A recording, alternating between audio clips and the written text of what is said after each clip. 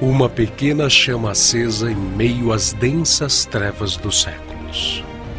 Assim é a Igreja do Senhor Jesus Cristo, humilde, desprezada, sofrida, ultrajada, desacreditada, difamada, caluniada, perseguida, martirizada.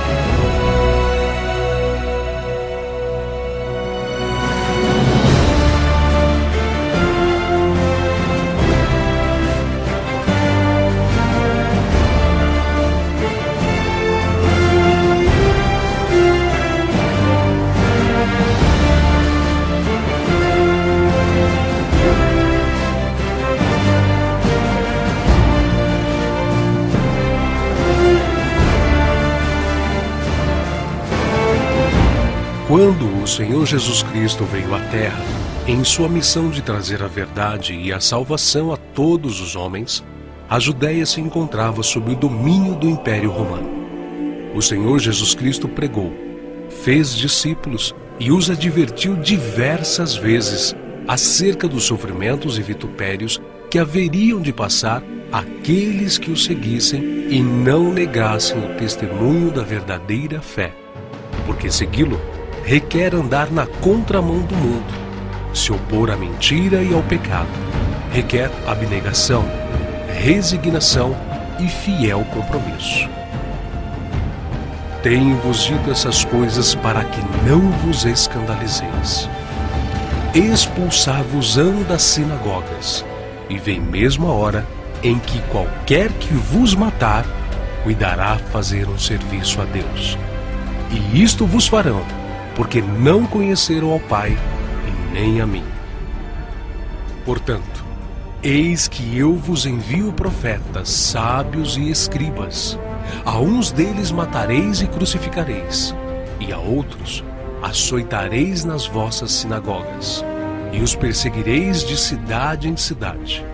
Então vos hão de entregar para serdes atormentados e matar-vos-ão. E sereis odiados de todas as gentes, por causa do meu nome. O Senhor Jesus foi o primeiro a sofrer pelo testemunho da verdade, sendo Ele mesmo a própria verdade e o próprio Deus. Ele foi perseguido desde seu nascimento até a sua morte. Foi desprezado, rejeitado e humilhado por aqueles que eram seus, os judeus. Mesmo assim, ele não poupou a si mesmo do preço que haveria de pagar pela salvação dos homens. Ele nos deixou o exemplo, o espelho. Aqueles que o seguissem deveriam trilhar o mesmo caminho de humilhação, rejeição e sofrimento que o Mestre sofreu. A aversão que surgiu contra o Redentor do mundo manifesta-se contra todos os que creem em seu nome. Ele morreu como um malfeitor pelos malfeitores, pregado em uma cruz. Foi vítima do ódio e da inveja dos líderes judeus, que induziram o seu povo a rejeitá-lo e o entregaram aos romanos, a fim de ser crucificado. De sorte que haja em vós o mesmo sentimento que houve também em Cristo Jesus, que, sendo em forma de Deus, não teve por usurpação ser igual a Deus, mas aniquilou-se a si mesmo, tomando a forma de servo, fazendo-se semelhante aos homens, e achado na forma de homem, humilhou-se a si mesmo, sendo obediente até a morte, e morte de cruz. Pelo que também Deus o exaltou soberanamente, e lhe deu um nome que é sobre todo o nome, para que ao nome de Jesus se dobre todo o joelho dos que estão nos céus, na terra e debaixo da terra, e toda língua confesse que Jesus Cristo é o Senhor, para a glória de Deus Pai. Após sua morte e ressurreição comprovada pelos discípulos, Jesus Cristo subiu aos céus, deixando para poucos fiéis que tinha a promessa de nunca abandoná-los. Ele derramaria o Espírito Santo para encorajar os seus discípulos a pregar o arrependimento e remissão dos pecados a todas as nações, a ensinar, a batizar em seu nome e a fazer novos discípulos.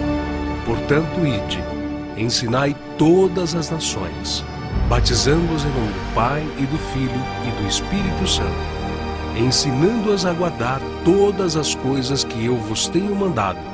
E eis que eu estou convosco todos os dias, até a consumação dos séculos.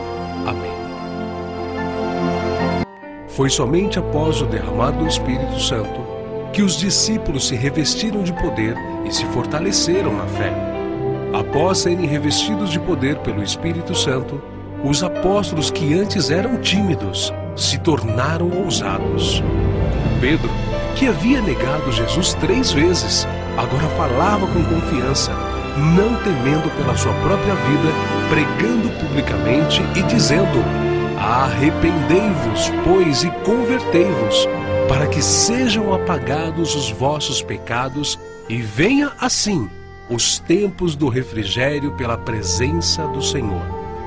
E aqueles que se convertiam se uniam com um único propósito: serem o corpo de Cristo, isto é, a sua igreja. E perseveravam na doutrina dos apóstolos, e na comunhão, e no partir do pão e nas orações. Em cada alma havia temor, e muitas maravilhas e sinais se faziam pelos apóstolos. Todos os que criam estavam juntos, e tinham tudo em comum. Vendiam suas propriedades e fazendas, e repartiam com todos, segundo cada um tinha necessidade. E perseverando unânimes todos os dias no templo, e partindo o pão em casa, comiam juntos com alegria e singeleza de coração, louvando a Deus e caindo na graça de todo o povo. E todos os dias acrescentava o Senhor à igreja aqueles que se haviam de salvar. E era um o coração e a alma da multidão dos que criam, e ninguém dizia que coisa alguma do que possuía era sua própria, mas todas as coisas lhe eram comuns. E os apóstolos davam com grande poder testemunho da ressurreição do Senhor Jesus, e em todos eles havia abundante graça. Não havia, pois, entre eles necessitado algum, porque todos os que possuíam herdades ou casas, vendendo-as, traziam o preço do que fora vendido e o depositavam aos pés dos apóstolos, e repartia-se a cada um segundo a necessidade que cada um tinha.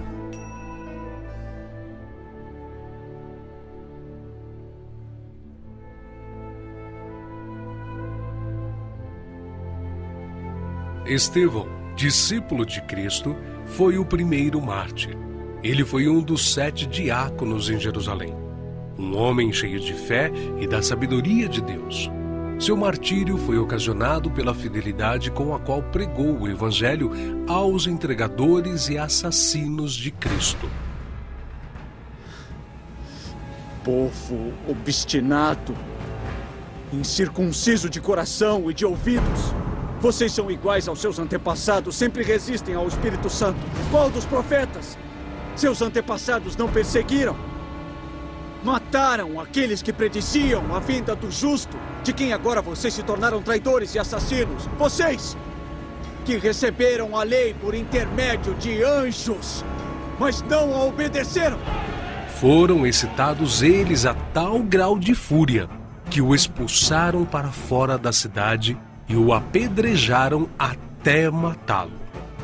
E apedrejaram a Estevão, que em invocação dizia: Senhor Jesus, recebe o meu espírito.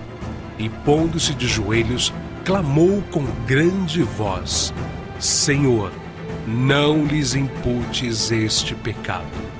E tendo dito isto, adormeceu.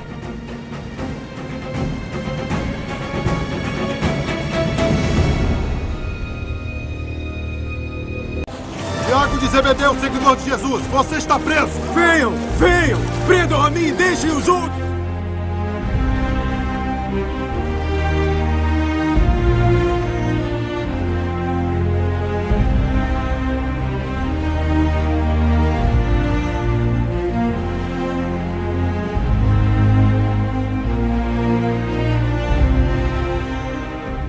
Nós queremos seguir Jesus.